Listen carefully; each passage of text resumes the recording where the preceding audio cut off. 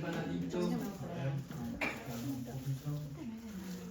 Bueno, vamos a empezar por acá. Fíjense, pucha, yo quería mostrarle a ver si había un área de parénquima pulmonar normal, pero veo que no. Pero bueno, teóricamente el parénquima pulmonar tendría que verse así, sin tanta ruptura ni distensión de los espacios aéreos. Pero bueno, ven que acá, yo puedo decir que acá hay un enfisema, sí. Eso se produce el enfisema. ¿Se acuerdan que yo les decía que existe el enfisema irregular? Esos son parchecitos generalmente que por retracción, por alguna patología previa del pulmón o por cicatrización del pulmón, tracciona el parénquima y distiende y rompe las paredes alveolares. Porque esto no es pulmón normal. El pulmón normal no se ve así. Así se ve el enfisema. Pero bueno, ¿qué va a hacer? Es lo que hay. Bueno, no importa. ¿Por qué veo este enfisema ahí? Porque fíjense que si sigo mirando, este parénquima pulmonar tiene una masa, ¿no? Tiene una masa ocupante. ¿Y cómo la describiríamos?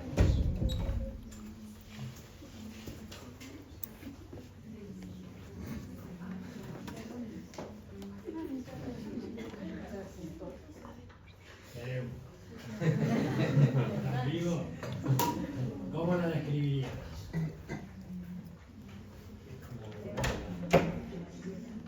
¿Es normal ver estas glándulas en el pulmón? Bueno, entonces.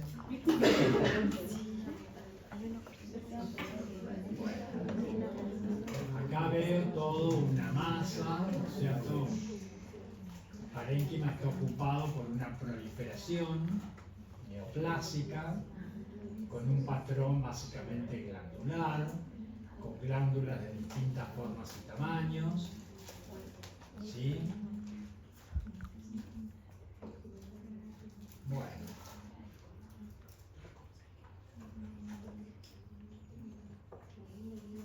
Que están tapizadas, fíjense, por estas células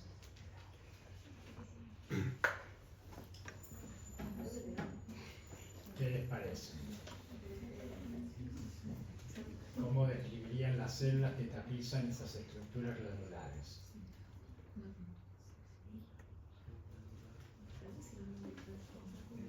Tiene citoplasma amplio, tienen núcleos vesiculosos, con nucleolos bien evidentes. Son células típicas o atípicas. Atípicas, ¿no es cierto? Que están tapizando esas estructuras glandulares.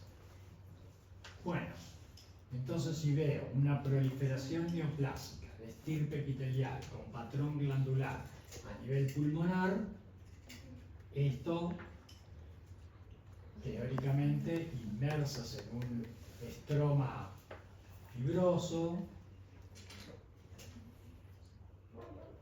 ¿será qué? Un adenocarcinoma, ¿no? Bueno, la pregunta sería, ¿es un adenocarcinoma primario del pulmón o es un adenocarcinoma metastásico del pulmón? Y bueno, si yo no estoy seguro, no me queda otra que mandarlo a inmunomarcar, para ver si esto es primario del pulmón o es metastásico. En principio, esto era una masa primaria del pulmón. Es el típico adenocarcinoma convencional del pulmón, que puede subclasificárselo de acuerdo al grado de diferenciación en bien diferenciado, moderadamente diferenciado, pobremente diferenciado, hasta llegar a ver una proliferación epitelial que no forma glándulas, pero que no veo bien a qué corresponde, ¿no es cierto? Que serían aquellos carcinomas a células grandes, básicamente indiferenciados, ¿sí? Acá yo tengo la posibilidad de ver glándulas bien formadas, no me queda duda, ¿no? Generalmente estos tumores tienden a formar moco o mucinas, ¿eh? Acá hay un poco de mucina dentro de las glandulitas, ahí, por ejemplo. Esa mucina puede extenderse al estroma y haber mucina extraglandular, ¿sí? Muy bien. Este tipo de neoplasia hoy por hoy se la considera la más frecuente en el pulmón. Durante muchos años nosotros decíamos que el tumor más frecuente del pulmón eran los carcinomas escamosos. ¿Existe la posibilidad de que hayan carcinomas escamosos en el pulmón? Carcinoma escamoso es una variante de carcinoma que es broncogénico, o sea que se forma del epitelio de los bronquios. El epitelio de los bronquios es escamoso. Entonces, ¿existe la posibilidad de que haya carcinomas escamosos en el pulmón? ¿Sí o no? Y entonces, ¿de dónde se forman? Si no hay epitelio escamoso en el pulmón, ¿cómo existe la posibilidad de que se formen carcinomas escamosos del pulmón? Claro, ¿cierto? Porque existe la posibilidad, especialmente en el fumador, de que exista metaplasia escamosa previa. Recuerda que yo les contaba que el humo del cigarrillo, sus 43 carcinógenos que contiene, más el alquitrán como particulado, partículas, tiene carcinógenos que comienzan primero a irritar el bronquio de alguna manera, ¿no es cierto? Y el primer cambio era la tabacosis. ¿A qué llamábamos nosotros tabacosis? A la pérdida de los cilios, ¿no es cierto? ¿Por qué? Porque el epitelio del bronquio es un epitelio pseudo-estratificado, cilíndrico, ciliado, ¿no es cierto? Entonces, lo primero que aparece es la pérdida de los cilios. Luego de la pérdida de los cilios, si yo sigo fumando, ¿no es cierto? Lo que me va a empezar a pasar es que se hiperplasian las glándulas mucosas del bronquio. Recordemos que los bronquios, propiamente dicho, no los bronquieros, los bronquios tienen en la submucosa glándulas mucosas. Entonces se hiperplasian las glándulas mucosas de la submucosa y aumenta también el número, o se hiperplasian las células caliciformes que tiene el epitelio pseudoestratificado, ¿no? Porque el epitelio del bronquio, además de células ciliadas y celosas, tiene células basales, tiene células claras, tiene células neuroendócrinas de Kuczynski, ¿no? Tiene distintos tipos de células, tiene células de Rush, distintos tipos de células en ese epitelio. Entonces, se hiperplasian las células mucosas y por eso el fumador tiene esa expectoración mucosa a la mañana, no se levanta y tiene esa expectoración con un moco blanquecino bien filante, ¿no es cierto?, que se adhiere fácilmente ahí a la pileta que escupe. Eso empieza a pasar, ¿no? La hiperplasia de las células caliciformes.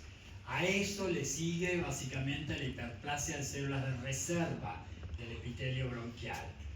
Luego de la hiperplasia de células de reserva del epitelio bronquial, aparece lo que se llama, ¿no es cierto?, la metaplasia escamosa, que primero es inmadura hasta ser madura totalmente.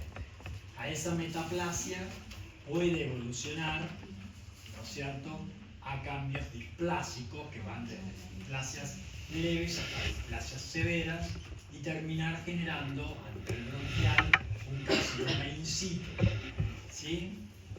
Y ese carcinoma in situ puede luego terminar siendo un carcinoma invasor.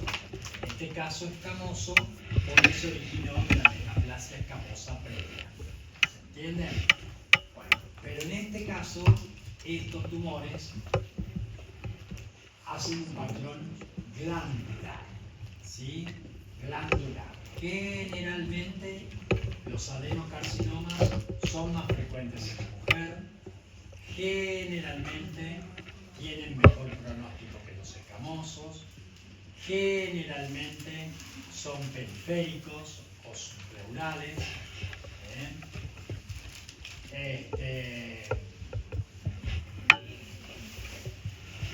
Pero bueno,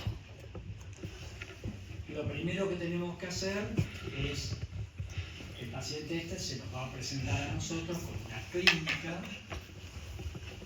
Muchas veces son hallazgos, porque estos pacientes, como los tumores son periféricos y no están en contacto íntimo con el bronquio directamente, pues entonces por ahí son pacientes que no manifiestan tos, nada, ¿no es cierto? La tos aparece tarde, pueden manifestar dolor en algún momento, pero pueden también manifestar, ¿cómo se llama? Disnea, dependiendo del tamaño del tumor, lo que ocupe ese tumor, empiezan con disnea, generalmente se sobreagrega una anorexia, pérdida de peso, evolutivamente hablando, ¿no? Y muchas veces son hallazgos, son pacientes que uno le hace una placa de tórax por otra cosa y nos encontramos con una imagen sospechosa en el parénquima pulmonar.